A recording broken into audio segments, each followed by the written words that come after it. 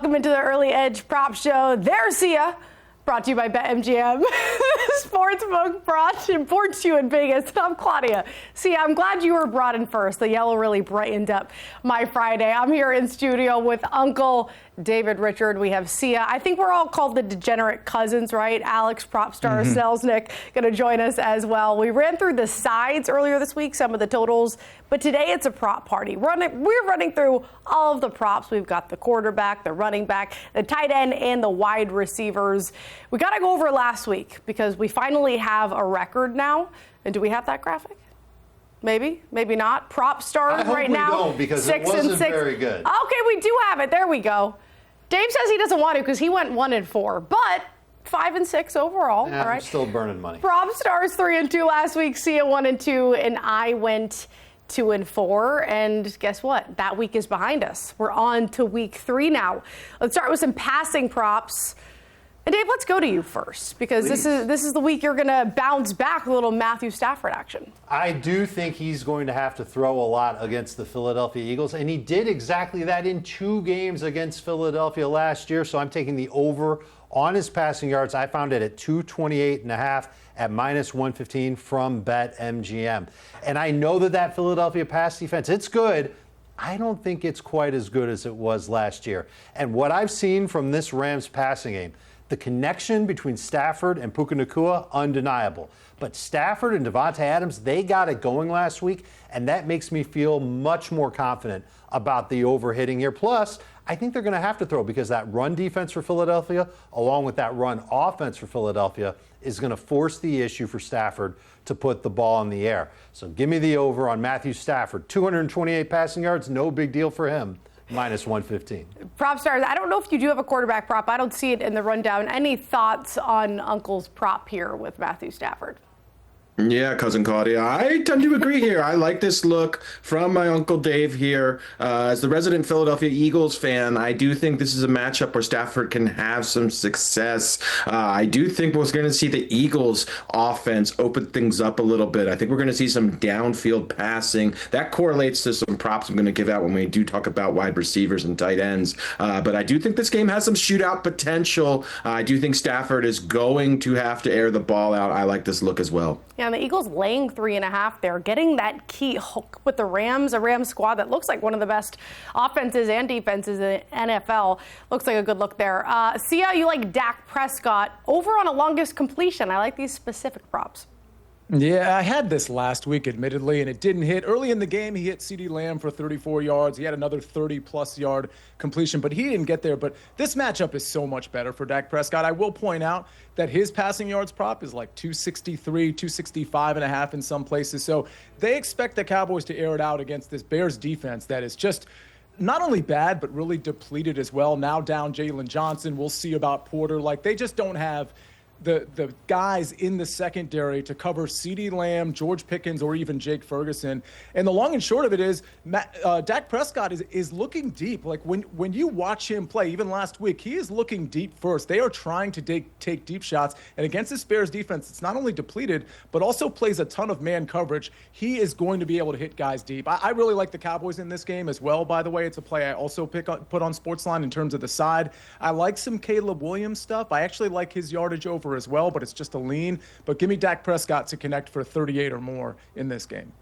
PropStarz, any lean here on the over longest completions for Dak? I love this look from Sia. I also love that Sia is going right back to the well, despite the result not being ideal, obviously, in week 2. But I love this look.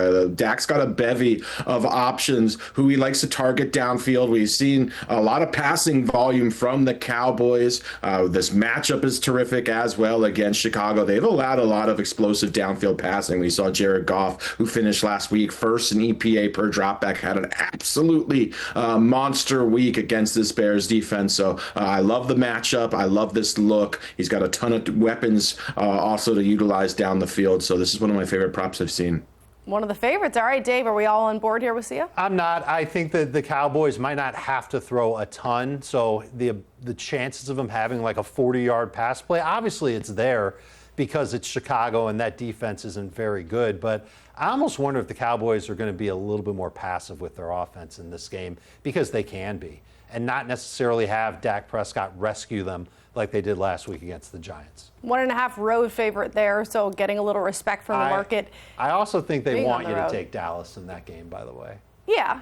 Probably. Yeah, but that's because they're the better team, Dave, and it's not even close. That's true. You look at both of those defenses, they're both bad, but look at the other side of the ball. Yeah, the skill position players are pretty good for Chicago, but if you reduce this down to Dak versus Caleb as a result of both defenses being bad, and what we've seen from the Cowboys in the first 2 weeks, particularly against the Eagles, I just think this team is in a different class than the Chicago Bears. I don't think they're in that much different of a class. The Cowboys aren't up here and the Bears are down here. I think it's closer to each other like this.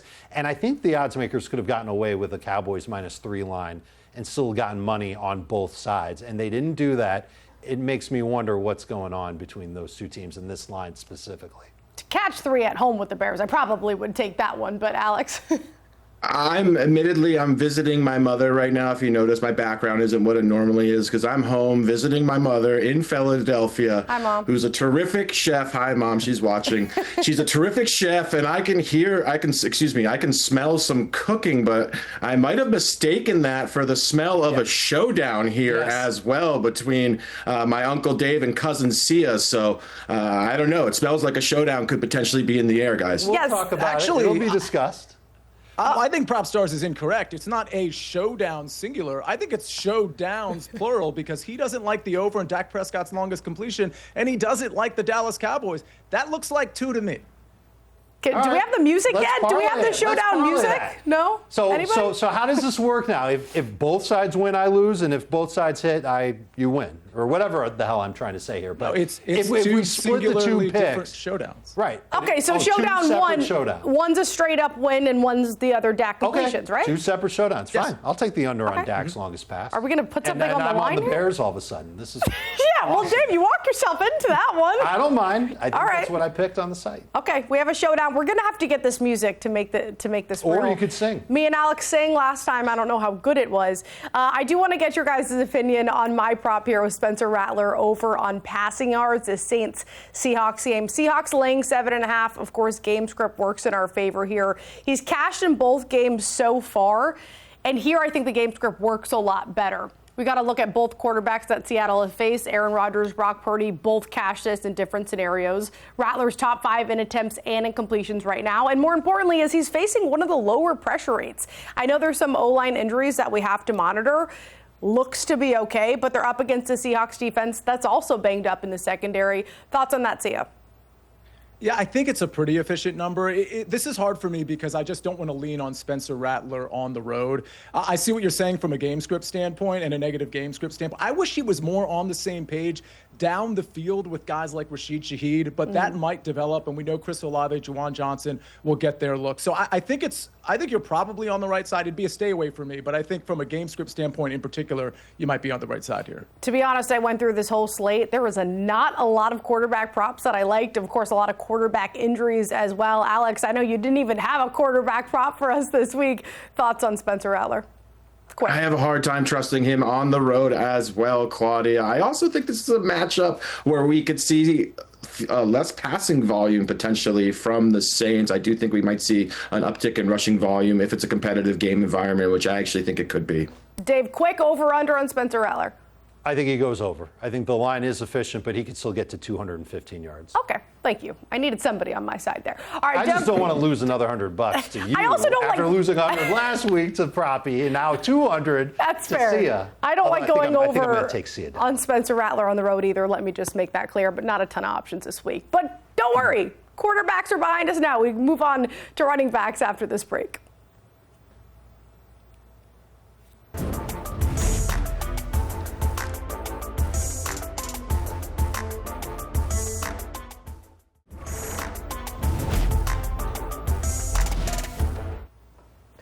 Welcome back to the Early Edge NFL Prop Show. Running through all the props for Week 3. We've got Sia, Alex, and Uncle Dave here in studio with me. Guys, we ran through the quarterback props. Now it's time to talk some of the running game. Uncle Dave, we're going to go to you first. You have a lot of options here. Let's start with J.K. Dobbins over on rush attempts. over 12.5 rush attempts. You might find it in some places at 13.5. I don't mind that either because you're getting plus money. And if you get it at 12.5, you're going to have to lay a little bit of juice. But he's had at least 14 rush attempts each of his first 2 games of the season, including 12 of 15 rush attempts in the fourth quarter by the Broncos. So if Denver has the lead in the fourth quarter against the Chargers on Sunday, this is the running back who's going to be salting the game away. I think that that's important. And he's looked like Denver's best running back overall. I know that R.J. Harvey had a great run in week 1. As a fantasy manager, I really was encouraged by that. But the Broncos aren't as encouraged. They're leaning on J.K. Dobbins. I think they're going to continue to do exactly that. And the Chargers play a lot of zone coverage. They keep the safeties back. They're not necessarily going to try and stack the box to stop J.K. Dobbins. I think it can compel Denver to run the football a lot, with Dobbins getting the majority of the carries. Alex, does that split backfield worry you at all? And then we'll get on to some of your props. It doesn't, Claudia. I actually love this look. So much so that when I saw Dave was on this, I rushed to put this out myself. Yeah, I really do love this. R.J. Harvey, again, Dave mentioned the big run. He's feast or famine. I just think they trust J.K. Dobbins more in the backfield right now. He's been explosive. The breakaway yards, the elusive rating have been strong thus far. So I think the Chargers are going to invite Denver to run a bit, and I think J.K. Dobbins will receive the lion's share of those carries. Might see R.J. Harvey mix in more on third down or potentially on passing downs, but I love this look. We haven't had a ton of unders so far. We're only 3 weeks in on the show, but you actually have 2 unders in this market. Let's start with Josh Jacobs under on rushing yards.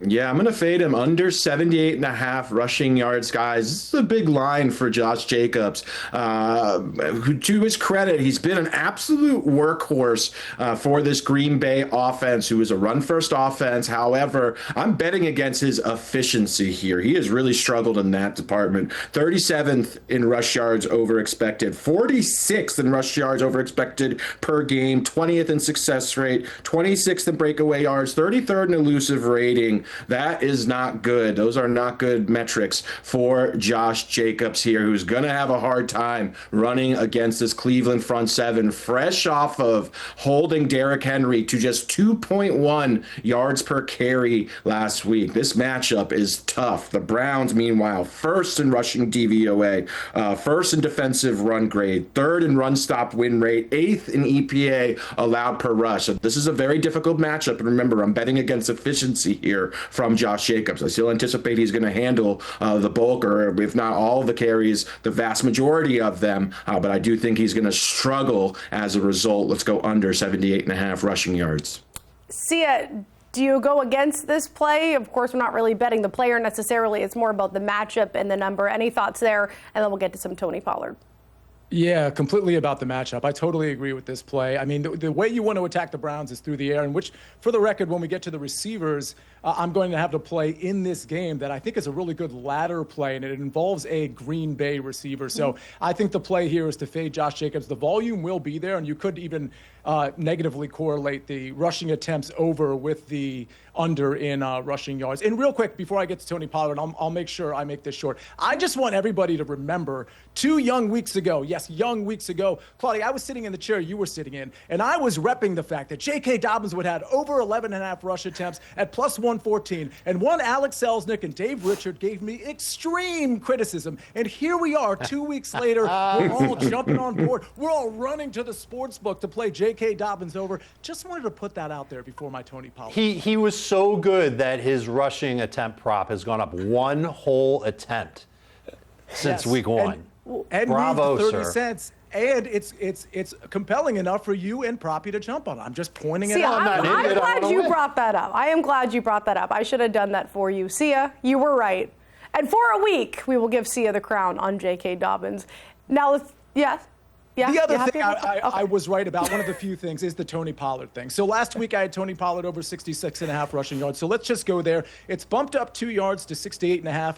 which I don't mind at all. Look at his rushing attempt prop. It's the same as it was last week, 17.5. So he's looking at somewhere between probably 16 and 19 carries at home against Indianapolis, a rush defense that is far less compelling than the two rush defenses Tony Pollard went against in weeks 1 and week 2 in Denver and the Los Angeles Rams. So I think this is a really good spot. I think this is a tight enough spread where we can see the Titans actually leading this game or being in a neutral game script for most of the game. Tony Pollard will get his 17 or 18 rush attempts like he normally does because he is really the lifeblood of this offense. And he will get, honestly, I think he'll get to this 68.5 total by carry 14 or 15. Uncle Dave, are you on the same page with Sia this week when it comes to Tony Pollard? I studied this prop as well. I didn't have the confidence that Sia has to take it, but it's really close. And one of the reasons why I was leaning toward it, and so I'll say I'll lean into it, is because Indy's giving up over 5 yards per carry, regardless of run scheme that they're going up against. And that's a little surprising to me. I thought this Colts front would actually be the strength of their defense, and it hasn't been so far. Okay. I know that, Dave, you have a few more, and PropStarz, you have some as well. I want to get your guys' reaction to Jonathan Taylor. The number is high, but the number is going to be high with these guys even 3 weeks in. 88.5 is the hook when it comes to rush yards in this Colts-Titans game. They're using him like they should use Jonathan Taylor. They're running the ball at the third highest rate. He is getting all of the snaps, and as a result, guys, he's leading the NFL in attempts and yards. And we just saw a tight 1-point competitive game against the Broncos. He still had 25 carries for 165 yards. Now they're in a much better situation game script-wise. And look at last year. Not that last year is the same as this year, different rosters, different situation, but he had a historic outing against them. He put up almost 220 and 3 touchdowns. So this week, 88.5 does feel like a high number, PropStarz, but I'm still going over. I love this spot for Jonathan Taylor. This is a spot where he can go absolutely nuclear. He's performed extremely well, very bullish on the way the Colts have run the ball. I love the Shane Steichen offense as well. They're a run-first team, and this is the matchup where I think they're going to run the ball extremely effectively. I think Jonathan Taylor is a very good bet here. I think he's a good bet to go for triple digits and potentially have a massive, massive game. All right, quick on Chase Brown under. Yeah, Chase Brown under again, and I'm betting against efficiency here, similar to Josh Jacobs. He has a stranglehold on all the carries for Cincinnati, but he has struggled really from an efficiency standpoint. Easier matchup against the Vikings. However, I believe in Brian Flores. I don't believe this Vikings defense, after getting absolutely shredded by Bijan Robinson and the Falcons last week, was that bad. This was a Vikings defense last season that has a lot of the same personnel, that finished second in EPA allowed per rush, first in rushing defensive DVOA as well. So I think the Vikings defense performs better here against Chase Brown and the Cincinnati Bengals. I think he goes under 70.5 rushing yards. All right, from one under to another, Dave, you have Jordan Mason under on catches. I'll keep this one short and sweet. His career high in receptions is 2. The line is 2.5. I'm taking the under at -110. You also like Nick Chubb under. Do we want to tell them why or just send him to SportsLine? Well, let's send him to SportsLine. It'll be up after the show, but I wanted to give it here first. But yeah, 52.5 rushing yards is a very high number for Nick Chubb, who has 3 or fewer yards on 15 of 25 carries. And I guess I just said it after. You did. That's called a teaser in the showbiz. Head over to SportsLine, though. All of these picks and more that we may not get to the show will be on there from this crew and everybody else over at CBS Sports and SportsLine. Coming up next, we're talking wide receivers and tight ends. Don't go anywhere. It's a prop party here on the Early Edge.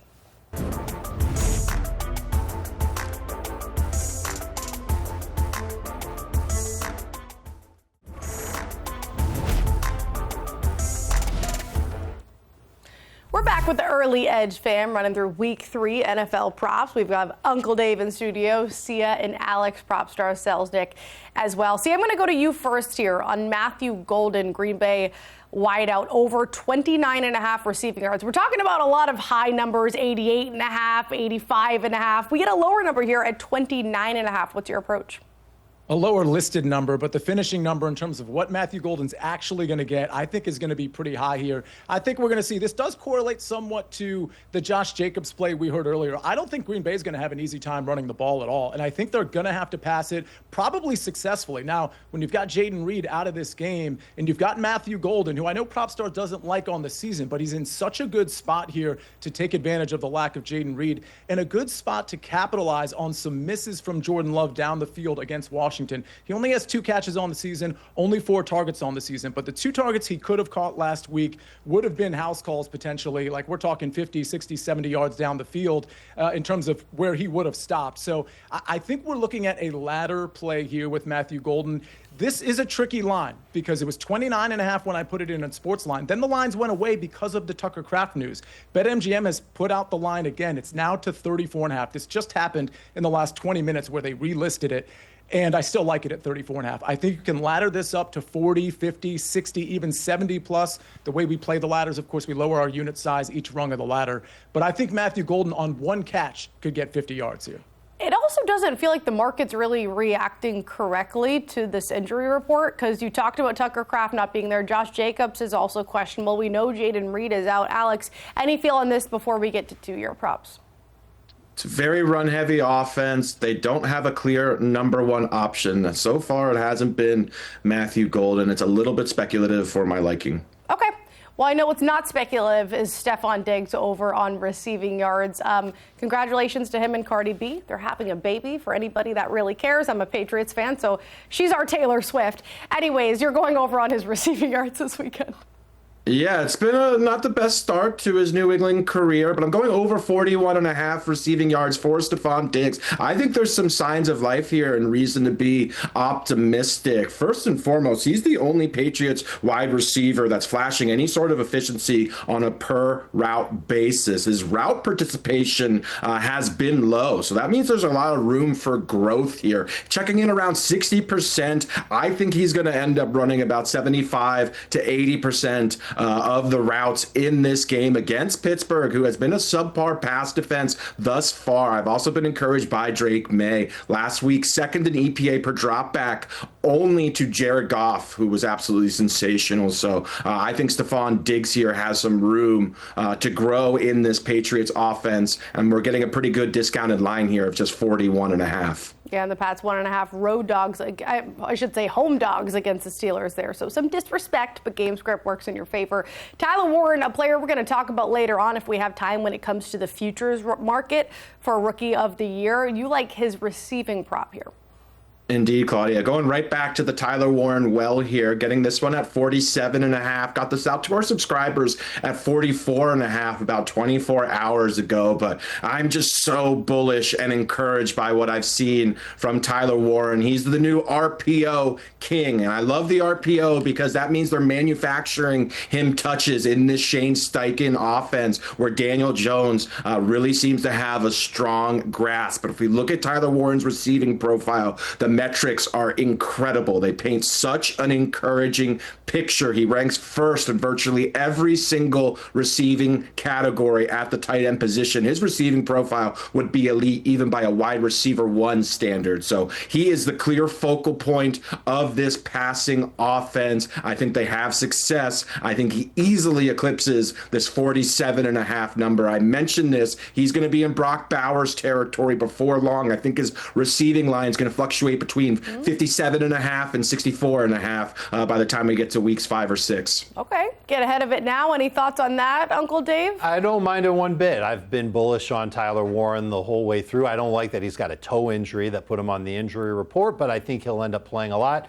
and certainly is a contender to lead the Colts in targets. All right. Well, Alex is the president of the Tyler Warren fan club, but I feel like we're all a part of that. Dave, I'm going to send it back to you. Go back to that Bears-Cowboys game. You like Rome Odunze here? I like Rome Odunze to get over 4.5 receptions, and this is another juicy line, but I think it's worth the squeeze at minus 130. He's had 9 or more targets in each game so far this season. I don't see a game script where Chicago is playing with a huge lead and running the football in Dallas. If anything, this is going to be a back-and-forth fourth game, or it could be a game where Chicago is down a score in the fourth quarter in a high-scoring game, and it's because of Rome Odunze, who's just been playing lights out for Chicago, has really taken that second-year leap. And I don't see a Cowboys pass rush that's going to really fluster Caleb Williams that much. He seemed calmer as a thrower in week 2, certainly compared to week 1.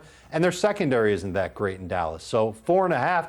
Honestly, I might have taken this one if it was at 5.5 because I think Rome Odunze has been that good. But we'll take it at 4.5, Claudia, over even at -130. And you've always called 130 juicy. It's not that juicy, Sia. But again, I always say I feel like this is great value because 4.5 does feel very gettable, especially against this defense that looks a lot different than it did last year in Dallas. I wonder, so I like this play, and I like Caleb Williams, like I said. I wonder if they're going to try to get DJ Moore involved a little bit more, especially on the front end of the game, because he seems pretty dissatisfied with his role in the offense. We know there's a lot of pass catchers, but in my opinion, Rome Odunze is the most talented guy. I would actually look at the yards as much as I'd look at the receptions, and I do want to emphasize, I like Caleb Williams passing yards over. For all the reasons Dave just said, I think it's in that 231 to 234.5 range. I think he can get there. One quick note, if you don't like rain with overs and passing yards, there is a 50% chance of weather, 50% chance of rain in that game. So it's just something to keep in mind when you're looking at it Sunday morning. I don't think it's going to affect anything. I just wanted to point it out. And that's the weather. Back to you, Claudia. 100% chance of some sort of weather is what we can see there. PropStarz, I know you have 2 more. I want to hit quickly on a prop that I don't necessarily love. By the way, I am on SportsLine now. I just want to say, cashed the first play I ever put in there with that Bills team total.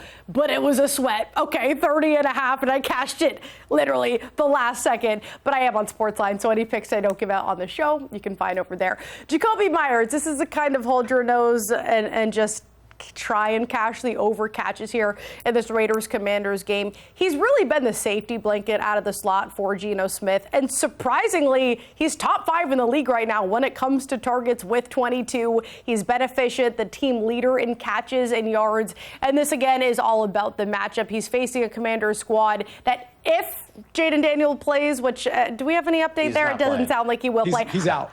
Okay, so he's out. So maybe they won't get as much of a lead. So I don't love this as much because game script was going to be a big part of this. But regardless, PropStarz, I see you nodding your head. Jacoby Myers is a massive part of this offense. And we know Geno wants to throw the ball. Any feel on the over or under here? I like this look, Claudia. I think with Brock Bowers clearly operating at less than 100% here, Jacoby Myers is the clear focal point of a high-volume passing attack. So I do think he's going to continue to get leaned on, and I do like that you take a volume-based approach here. Yeah, they're throwing it at the 4th highest rate, and like you said, Brock Bowers was questionable this week. That's 7 vacated targets if he's not on the field. All right, I'll throw it back to you. I know you have Chris Olave and A.J. Brown. Who do you love more out of these 2? Yeah, I go slight lean to A.J. Brown here. And again, this is going to be a little bit speculative here. But I just think A.J. Brown is too good of a wide receiver to continue to produce at the rate that he has been through 2 weeks. First week, there were just no passing targets. We can excuse that. Week 2 versus Kansas City just did not look very good. But I was encouraged by the first read target rate there. And I do think in this matchup against the Rams, who have been a very good pass defense thus far, but an old friend of Sia's named Emmanuel Forbes is starting at cornerback for the Rams, and A.J. Brown is licking his chops right now. I can guarantee you that, and I do think we're going to see in this Kevin Patolo offense that has struggled, and it's a first-year offensive coordinator. There's been, just hasn't looked great. There's some growing pains clearly going on here. I do think A.J. Brown, there's some squeaky wheel narrative here. The squeaky wheel gets the grease. I think he's going to get targets downfield. A.J. Brown, for my money, is still one of the most elite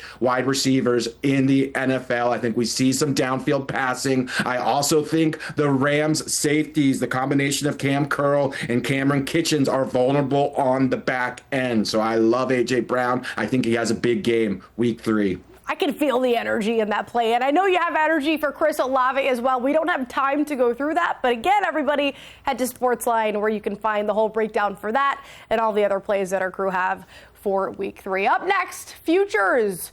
We're talking rookie of the year and a shakeup in the division market. All that and more on the Early Edge.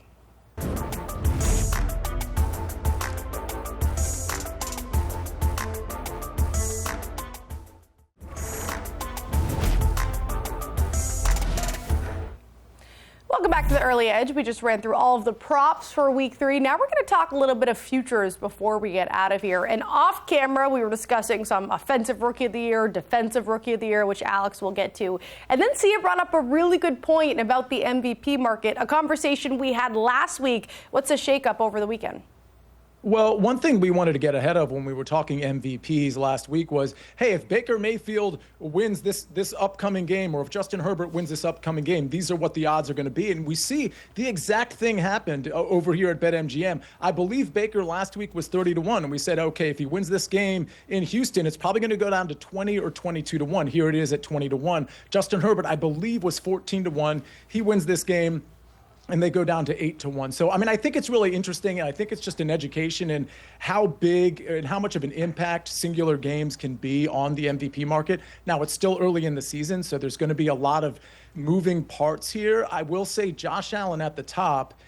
You know, you look at the Bills' schedule. This is something we talked about preseason. There's just not a lot of landmines for the Buffalo Bills. And as poorly as they played pretty poorly yesterday against Miami, I still think Josh Allen is really in the driver's seat because of the amount of wins that they're going to rack up. But still, keep an eye on a lot of these guys, because some of these games, just a simple win, especially a nationally televised win, can have a big impact on the market. Yeah, I was going to say, this is changing every week, and we don't necessarily want to buy them when they're at the point where the whole entire market is jumping on them. You want to try and find the spots where you can buy the dip. Can we bring that graphic up again of the MVP market? Dave, when you're looking at the games ahead this weekend, some of these names that maybe dropped or further up at the top, anybody stand out to you? Mahomes can certainly begin to make his case for MVP. Playing against the Giants, that's a favorable matchup for him. Starting the year 0-2 is a place where Kansas City really isn't used to being. But if they surge like they typically do in October, November, December, and they end up being the number 1 or number 2 seed in the AFC, and they look like they're going to be a Super Bowl contender like we all kind of expect them to be, getting 18-1 on that seems like a really, really good idea. Yeah, and even Matthew Stafford there, I know he has a lot of pieces around him that are making him great, but I think the Rams could go a long way as well. I want to talk about division odds and just teams in general that have been doing well. Alex, all but one of 10 teams that were heading into the season had 40-1 odds that are 2-0 now. All of them are, in that same market, that same price. Except for one, that's the Indianapolis Colts. Pretty much nobody was really talking about this team because they had Danny Dimes under center. What are they really going to do? And what have they done, Alex? And how do we approach them at this point? I want to credit Cousin Sia here, because Sia was talking about the Colts as a potential winner of their division here. But I have been so encouraged by this Colts team. Shane Steichen, they're playing Tennessee this week. They're 2-0. I think they're going to be 3-0. They're second in the Pythagorean wins theory. That's a metric that estimates a team's expected win total. So they have performed very well, and I still think there's some meat on the bone here. I love their offense. I think they're going to be extremely balanced. They just beat Denver, who I think is clearly a very good football team. I look at the rest of the AFC South landscape. The Texans are 0-2. The Titans are 0-2. The Jaguars are 1-1. I really think, I don't think this should be plus money, frankly. I think we're getting a good price here for the Colts to win this division. I really look at this team. If they stay healthy, they check all the boxes for me. I think this is a 10-12 win football team in a very soft division. So I've added to my position on the Colts to win the AFC South, and I still think there's some meat on the bone. I still think it's a good value. I think they're going to be a significant favorite, or at least minus 150 potentially, if they prevail and finish 3-0 against the Titans this week. Yeah, we're getting some plus money on them right now, Dave. I know you're not supposed to jump on the teams when they're hot, but there is still value, meat on the bone, like Alex was talking about with Indianapolis. You just look at their schedule the rest of the way, Claudia, and really Proper Roo hit on it. It's the AFC South. They still have all of those division games left. They could go 4-2, if not 5-1. In those games. And then they've got the NFC West, and they could go 2-2 in those matchups. Like they play the Rams in week 4. It wouldn't surprise me if Daniel Jones had a bad game in week 4 at LA. That's tough. But I can't help but think that's 10 of their last 15 games here. And those games, we're talking about 3-4 losses in those games. Absolutely, they've got a great shot to win the AFC South. See, whether it's the Colts or another squad when it comes to division or to make the playoff odds, anybody stand out to you? I mean, I like the Colts argument. I thought the Texans would be a little bit more competitive. I think they have a huge game against Jacksonville coming up, obviously, for both of those teams.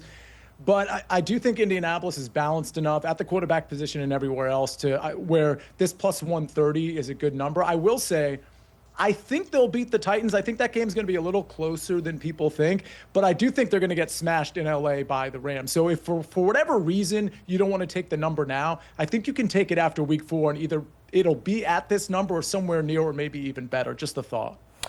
Tyler Warren, I mentioned when we were talking about receivers earlier, and I said Alex wants to talk about him when it comes to Rookie of the Year market. So the floor is yours, Alex. Yes, it was last week where I mentioned Tyler Warren at plus 650 to win Offensive Rookie of the Year. This is a very underwhelming rookie class, in my opinion. And Tyler Warren, again, had another very strong week 2 performance against the Broncos. Now he is the clear front runner. His odds have significantly shortened to about plus 350, plus 400 here. So, again, I still think there's a little meat on the bone with Tyler Warren. I would bet on him to win Offensive Rookie of the Year. I think he's headed towards another Brock Bowers-esque season. And if we look at the other names on this list, really besides Akuba and Tet McMillan, who have been subject to a lot of volume, no one's really performed well. Certainly not Ashton Genty and Cam Ward or some of the top 10 picks here. So I love Tyler Warren. I think he's headed for a very big season. Emeka Egbuka, though, could do a lot of things out there with Tampa. I know Chris Godwin coming back isn't going to help, but I do look at Emeka Egbuka at plus 425 and think there might be some value there. I know you have a Defensive Rookie of the Year long shot, 10 seconds or less here. Andrew Makuba, safety from Texas on the Philadelphia Eagles, had an interception last week against Patrick Mahomes, had a half a sack as well, has a nose for the football. He starts in that defensive secondary. I think he's going to have a big season. Statistically, I love him as a long shot at 40-1 odds. All right, long shot there. We're going with a favorite and offensive Rookie of the Year with Tyler Warren. And up next, we have Best Bets. Don't go anywhere. We're running through what we like of each other's props, if that makes sense, because that's how they do it here on the Early Edge.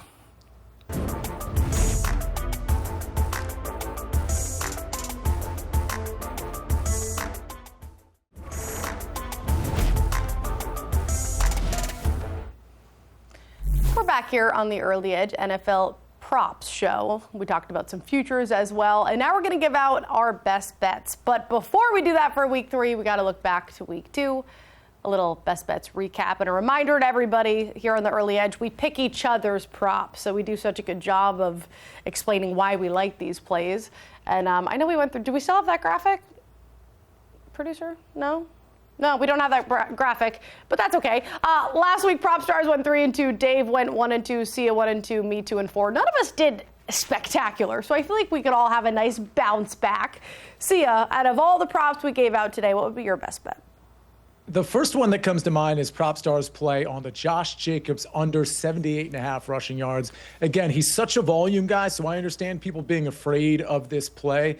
But that number 78.5, I mean, that's almost as high. Claudia, again, I know you didn't get to all your picks and they're up at SportsLine, but Bijan Robinson's rushing prop, which I like, by the way, is 81.5, just 3 yards richer than this against a bad Carolina defense. Well, Jacobs is going against a very good Cleveland rush defense, so give me the under on that play.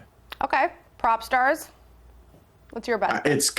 It's got to be Dave's J.K. Dobbins 12.5 rushing attempts. I did a triple take when I viewed the rundown prior to the show when I saw that line. I actually went and checked immediately to see if this line was still available because it looked like a misprint to me. And that's how you know it's an inefficient line here. So I love this. I'd make this line 14.5 here. Love this look from Dave. See, I was going to go with that, especially after we talked about not being worried about the split backfield. Game script maybe worries me a little bit there. I still think it should hit, but since I need to give out a different play, do we think A.J. Brown bounces back from whatever is happening? Do we feel that way? I know you do, Alex. Dave, help me out here. I'm still nervous, but there's no way he can go 3 weeks in a row and have the numbers that he's been putting up, 8, 27. Yeah, unfortunately, it is possible for him to do it, but the line is so out of left field. Like, why would it be this high when he's been so underperforming the first 2 weeks of the season? And I disagree a little bit with what Proppy said earlier in the show about how A.J. Brown looked last week. I thought he looked better in week 2 than he did in week 1. I do love that matchup against Emmanuel Forbes. I do think the Eagles will pick on it a little bit. There are a lot of underlying signs that make me think they want you to take the under on this prop, which makes me think you either take the over or you walk away. And they're laying 3.5 at home. I think it's going to be tighter than that against the Rams. Lots of back and forth. He almost has to for this game to be competitive or for them to cover and win this, right, Sia? I think this is a potential ladder play. I usually like to make my ladder plays in that Matthew Golden territory where they're in the 29 or 34 range. But if Emmanuel Forbes is on an island with A.J. Brown, and I understand Forbes is on a roster and he's improved a little bit from his days in Washington, but this is a complete mismatch. So if you're trying to stop the run and you're trying to load the box to stop Saquon Barkley, and you get single coverage on A.J. Brown, it could just be 2 house calls. It could literally be 3 receptions for A.J. Brown and 115 yards. Okay, because we do have a few minutes here, there's one I want to hear more about in Chris Olave. You're under PropStarz because I'm going over on his quarterback, so I obviously don't love this play, but tell us why you like the under. So he's been under, the line is 59.5 receiving yards for Olave. He's finished under this in the previous 2 games, and he has benefited from extreme passing volume in those previous 2 outings. I don't think we're going to see Spencer Rattler drop back nearly as many times as he did in weeks 1 and 2 against Seattle. I think this is a matchup where they can have some success on the ground. I would also offer from an efficiency standpoint, Olave has been miserable. I'm a fan of Chris Olave, but 4.7 yards per target. He is not running routes down the field, and he is not getting targeted down the field. All of his work has been in the short and intermediate portions of the field. Kellen Moore is making sure that Spencer Rattler gets rid of the ball very quickly here. So 60 yards is just a big ask in this game environment, in my opinion, versus a Seahawks secondary that is a little bit banged up, but they have performed well. I have a lot of confidence in a Mike McDonald Seattle defense. I think the Seattle defense is good, and I think the secondary is good, and I just don't think they're utilizing Olave and really well. He's going to improve on the 4.7 yards per target by the end of the season, but the efficiency has been that poor. He's received massive target shares, and I just don't think he's going to continue. You can't continue to bet on him getting 12 to 14 targets. Devin Witherspoon is still a little bit banged up. Julian Love as well. And Uncle Dave, you're nodding your head a little too much for you knowing that I'm on the quarterback over here, you know? Sure. And this is, I think the number's a little too high. I remember Olave's over-under being in the 40s in week 1. I remember taking that one hit. I think asking for 60 yards from Olave is just a little too much. Sia, any thoughts on Chris Olave? I mean, I don't like the game environment. I mean, I do like the game environment for the Saints, but I just don't trust these receivers with Spencer Rattler. If I was going to bet on any pass catcher, it would be Chris Olave.